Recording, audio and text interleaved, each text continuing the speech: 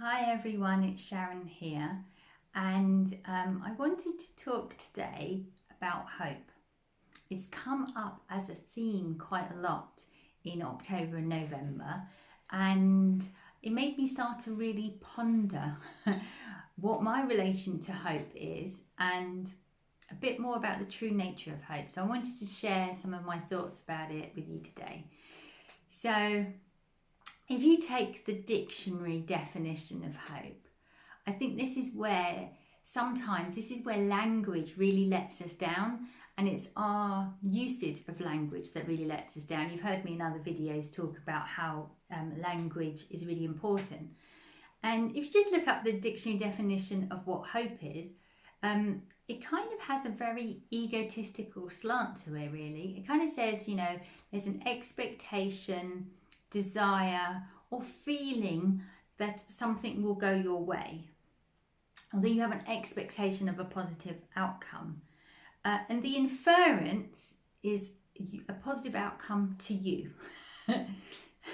So you want something to go your way. You have a desire for something to happen in a way that is pleasing to you. Okay. And I think this is where often the difficulty is with language. So this is how we tend to use it. We tend to use it as a very abstract idea around sort of like the idea that something is out of your control and you kind of hope that something is going to turn out your way. Now, I don't know if you can tell, but when you sort of think, I hope something's going to turn out my way, it's actually quite a powerless way to go about life.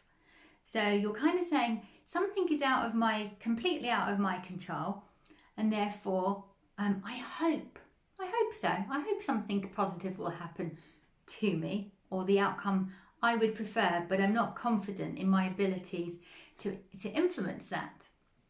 So it's actually quite a powerless state. And it's one of those things that I never really looked at very deeply, but I always had this confusion when people use the word hopefully. And when I said to my husband, I'm going to be doing a talk on hope, he said, are you going to include how you used to get really upset with people who use the word hopefully in a work environment? And I said, well, to be completely transparent, I think I might have to. And the reason is that I never understood why something within someone's control, why someone would use the word hopefully. I say, you think you're going to get this done by the end of the week because I really need it done because, there's a deadline. And someone would say hopefully to me, and I'd be like, I'm not asking for your hopes and dreams. I'm asking you, are you going to do it? Can you or can you not do it? If you can't do it, then I'll help you. If you can do it, then I can let you get on with it. But where does hopefully come into it? And I think it's just because of the way I use the word hope is very, very different to how most of society uses the word hope. And so, I kind of would think, but it's under your control. Why are you asking for hope? And so this is where my confusion lay. And the reason I was confused is that I use hope in a very, very different way.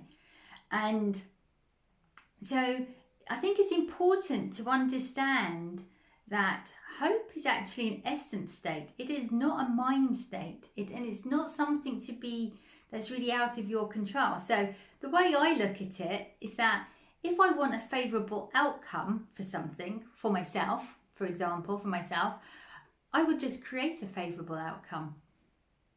I don't need hope for that. I don't need a hope. I don't need a hope and a dream and a wish.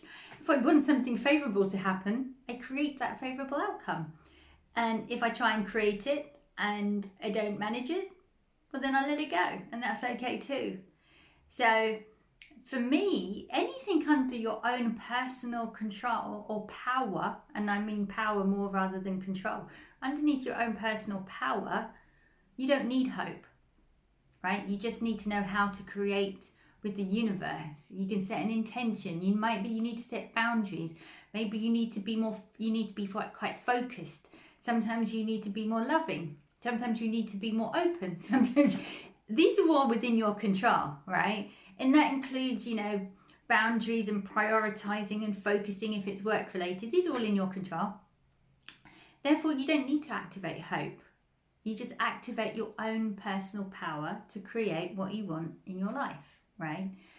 So hope is very different. Hope is actually more of an essence state, and it's actually a very powerful state.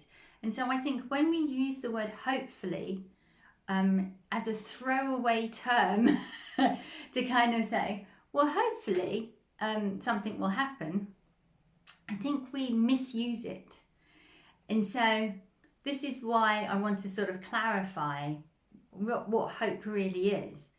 Because when we say hopefully in a very casual mind state way, hopefully something will happen, we are acting in a quite a powerless way to say, I don't have any control over this. Hopefully someone else will make things better for me. And I think that we're more powerful than that, and we should recognize that we're more powerful than that, and therefore we don't need to activate hope in that situation. So for me, what hope is, there's really only one hope in life, because it's an essence state. And for me, the only hope in life is outside of my control, which is genuinely outside of my control. And therefore, the only wish and hope that I have and I've ever had is that I hope that people wake up to their true nature of love, peace and joy, and will end their own and others' suffering. That's the only hope there really is. Okay? So that's why I always got confused when people used the word hopefully. It seemed really odd to me.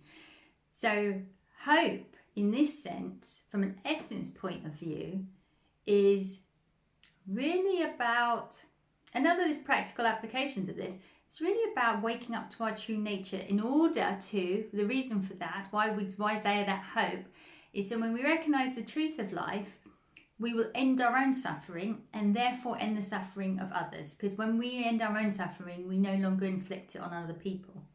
We heal our own hurt, we heal our own pain, we heal our bodies, we then don't hurt anyone else. So this is the hope that I have, that people wake up to their own true nature so that they may end suffering for themselves and others. So yes, there are practical applications of that. I hope people will vote in a way that ends their own suffering and always the suffering of others. The two are, you can't separate the two. They are, when you end your own suffering, you also end the suffering of others.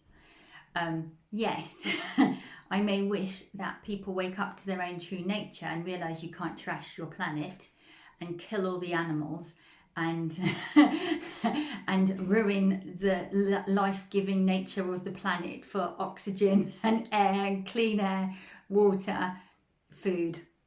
Obviously, I hope people wake up to their true nature and therefore end the suffering of themselves and everything else on this planet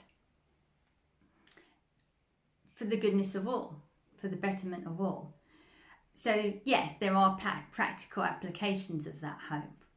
And so I think it is really important to recognise there really should only be one hope. That's the only real hope, is to wake up to our true nature of love, peace and joy. And if we are at the vibration and we're living at the place of love, peace and joy, we don't create suffering if we're in love, peace and joy. We create suffering when we're in fear. We create suffering when we're in shame. We create suffering when we're in guilt. We create suffering when we're in anger. We create suffering when we're in a state of scarcity and we feel there's not enough for everybody and we grab for only ourselves instead of thinking about everyone and everyone else's need and that there's plenty enough to go around. So all of this suffering that we create internally for ourselves and then externally with other people and other creatures and with life itself, all can be avoided if we activate and understand our true nature of love, peace and joy. So for me, I sort of think to myself, whenever we think about creating social change, and often we talk about hope in terms of creating social change. Well, if we're in love, peace and joy, which is our true nature, you also realise you can't change anybody, right? You can't force love, peace or joy onto another human being. They themselves have to find the love, peace and joy within themselves. So you can't force anyone. That's why we have to have hope, because we hope that they will discover their love, peace and joy. Maybe they will see love, peace and joy. Maybe they will experience love, peace and joy, and that will lead them to ending their own suffering. Most of the time, human beings prefer to suffer first, and that suffering might lead them to love, peace and joy in the end. But we don't have any control over other human beings' ability to have love, peace or joy. Like I say, we can't force it. Therefore, that's where hope gets activated. This is where hope is actually really useful as the genuine essence, because hope is part of love. Hope is part of peace. Hope is part of joy. So how is that true? So if you want to create change in the world, we want the world to wake up to their own true nature and end suffering for themselves and others. The doorway to that is acceptance. And the reason that is the doorway to that is acceptance is when we accept whatever is, there's no resistance in that. And you may have heard me talk in other videos about the importance of non-resistance, non-judgment and acceptance. And it's the doorway. I always say is that acceptance is the doorway to all the good stuff in life, because it really is. It's like the very first step on the path. So when we accept what is, what happens when we accept what is? We stopped resisting. We stop fearing. We just accept what is. Fear comes down. Anger comes down. Blame comes down. Judgment comes down. It all starts falling away once we start accepting. You know, anger. Well, there's no anger in acceptance. We've accepted what is. So it's really important that acceptance is the first step for all social change, or all change in your life anyway. And I'll talk about this in a minute, but if you want to create any kind of change, acceptance is the first step. Because if we don't accept, we resist, we suppress, we get angry, we feel guilty, we feel shameful, we feel all this negativity of the pushing back and saying, I can't accept that. And sometimes that anger turns into violence, or into non-compassion and division and separation and blaming. Whereas if we accept, there's a real neutrality and there's a real peace in acceptance. Love, peace and joy, top 3 vibrations. So it's important for acceptance to come first. Then we activate the hope, right? So what is hope really? That awakening of our true nature, right? We're all connected. We're all one. There's no separation. There's no separation. We are all one. If I hurt you, I'm hurting myself. If I hate you, I'm really hating myself, because I'm a projection anyway. Everything is a projection of myself. So why don't I just find the love and the peace and the joy that is true about me? If I feel unworthy and I don't like that and I push that onto you and I put a label on you and I judge you, that's really just a reflection of you. That's not a reflection on the person you're blaming or judging or labeling. It's a reflection on you. So it's really important internal work to find the self-worth, to find the love for ourselves, to find the non-judgment for ourselves, to find that peace within ourselves. And it's a thing that is missing quite a lot in society, unfortunately. So how do we generate that hope? How do we generate that change? And it's about taking this idea that love, peace and joy are the ideals, are the highest ideals we have. They're the highest vibration. These are the states we create from. You cannot create from fear. It's too low a vibration. Right? It's too low a vibration. If you could be really powerful and create when you were feeling really scared and angry and there'd be so much chaos in the world. It'd be even more chaotic than where we are now. So there's like this natural default safety mechanism that says when we're in these negative states, we shouldn't be powerful. We were only powerful to create when we're in these high, powerful love states. What would you create if you create out of love or peace or joy? You create good stuff. So there's a safety mechanism that we are most powerful to create change in our lives, in any form of our life, in any area of our life, when we're in love, peace and joy. And so we need to activate that vision of what does that look like? What does a life of love, peace and joy look like? What does it feel like? It's creating a vision of something better for yourself. When we do healing work, we set an intention. What's that intention? Of the positive outcome that you want. You don't ever set an intention for what you don't want. You set the intention of what you do want. Why? Because there's power in the choice and the commitment and the vision of that choice. So we set the vision of what we want. And, this is where I think there's a lot of misunderstanding, even in movements for great social change. I joined Extinction Rebellion. I've been to the meetings, and I was quite disappointed, because although they've scared the life out of people and the fear has got people's attention, there's no hope. Where's the hope in that organisation? And I love Extinction Rebellion, but I think this is why they're going to get really stuck. And that's because there's no vision, there's no hope. They're saying they've got demands, they know what they want to change, but they haven't activated the vision of hope of how the world could be better. Not just we're not all dead. We're all not dead is fear-based. We don't want to die is fear-based. We don't want our children to be dead and underwater is fear-based, right? But where's the hope? Where is the activation of hope, of love, peace and joy, and a better world, not just a world where we're not dead, right? This is really important for social movements. And I think that there needs to be an understanding how important hope is, because hope is power. It's very, very powerful. And the people who we love the most, who have created the greatest social change, people like Nelson Mandela, Gandhi, Martin Luther King, they all understood the power of love. They understood the power of peace, peaceful revolution, right? They understood the power. That's why we love them. They created the greatest changes. Martin Luther King, when he did a lot of brilliant speeches, but the one we all remember is I Have a Dream. Well, he didn't just say I have a dream and stop there. He showed the vision. He described the vision that one day our children will be judged not by the colour of their skin, but by their character. That one day I envision this beautiful world where black and white people can sit together in harmony and as equals. That's the hope.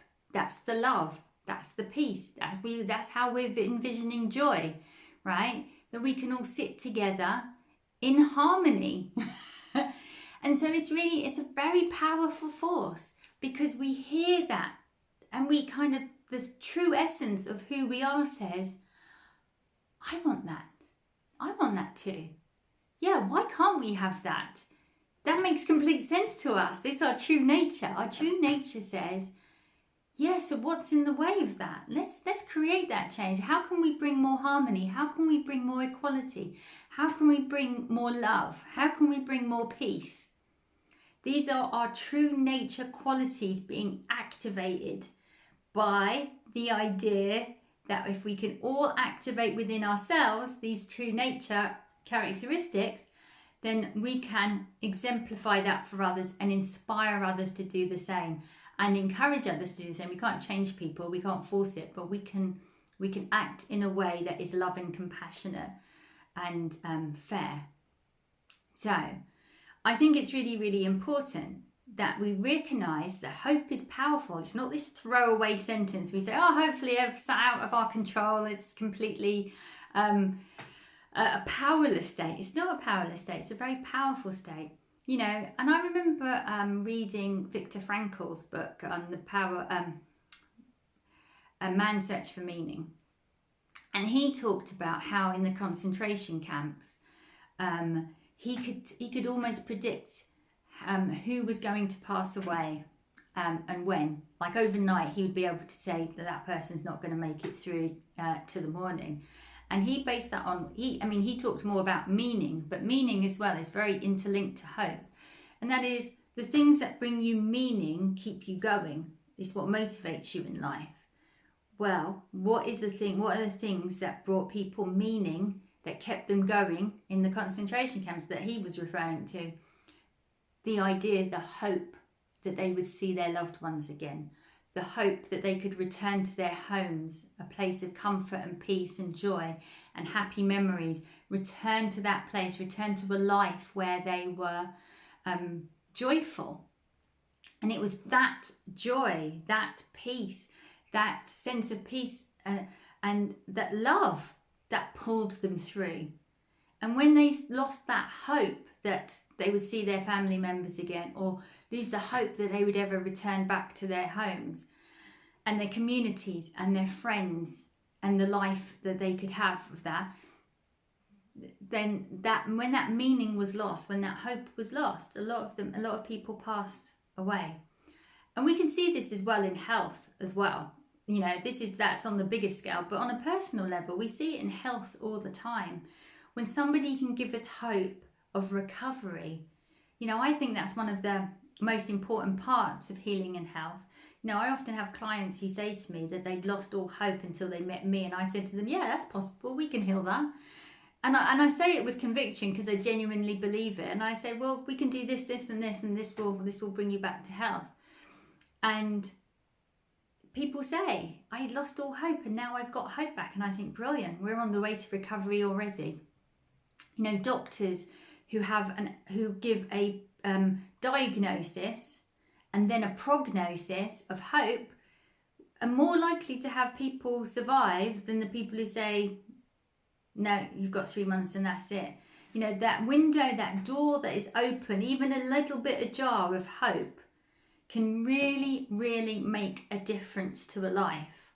It is that powerful that hope can keep you alive.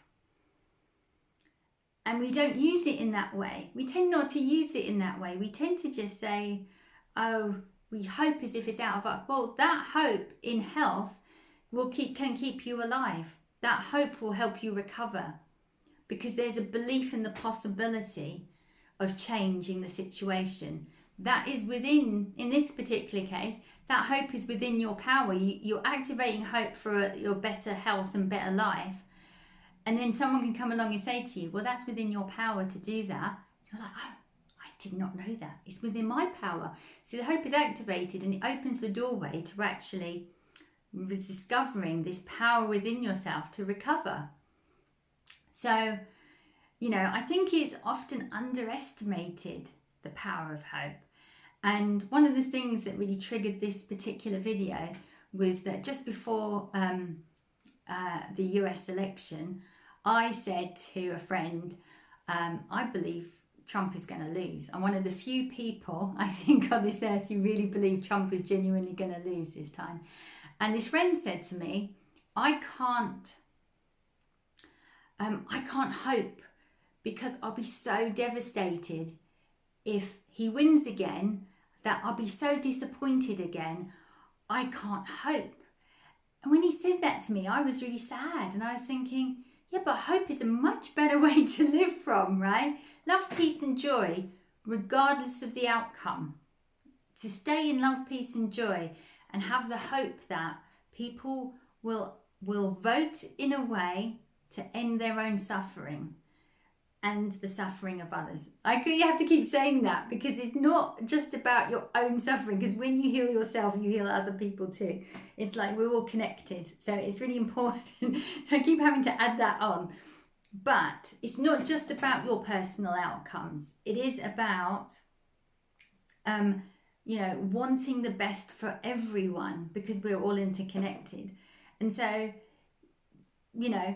I hope and I believe, obviously I have a belief that which way is better in politics, but I don't ask for an outcome. I don't have an intention for an outcome that a certain party is going to win. I have the hope that people will vote in a way that ends their own suffering and the suffering of everyone else on the planet, and in this, in politics in their own country. Do I have an opinion which way is better? Yeah, of course I do. But that is not my hope. My hope is that they wake up to their true nature and will therefore choose in a certain way that it will end their own suffering. So, I think it's a really nice place to live from, is that you have a desire for the happiness, love, joy, peace of others.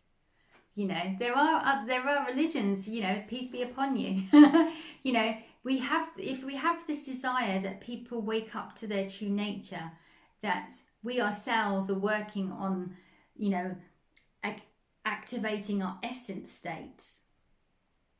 And when we activate our essence states and we see a vision of something that is better for us and better for our communities and nicer for everybody and fairer for everybody, and we can live in harmony with nature instead of destroying it. These are all wonderful things to hope for, right? A better world, a more beautiful world, a world where we end suffering for everybody. That's really the only real hope there is, that we will end our own suffering. We are the creators of our own suffering, and the only one who can end that suffering is ourselves. So I just really wanted to talk about this. I know it's a bit long as always, because I can't keep anything short on video, but I just wanted to open up that conversation on hope, because I think that it's a nice way to live. I just think it's a nice way to live in a way that is hopeful. And it doesn't mean that you're powerless if you hope and the outcome isn't as you want it. The hope is always there that we wake up to our true nature and we end our own suffering. That's always going to be there. And maybe we take small steps, and sometimes we take a step behind, and sometimes we take a step forward. But the hope is that we have this vision of how we could all live in love, peace and joy.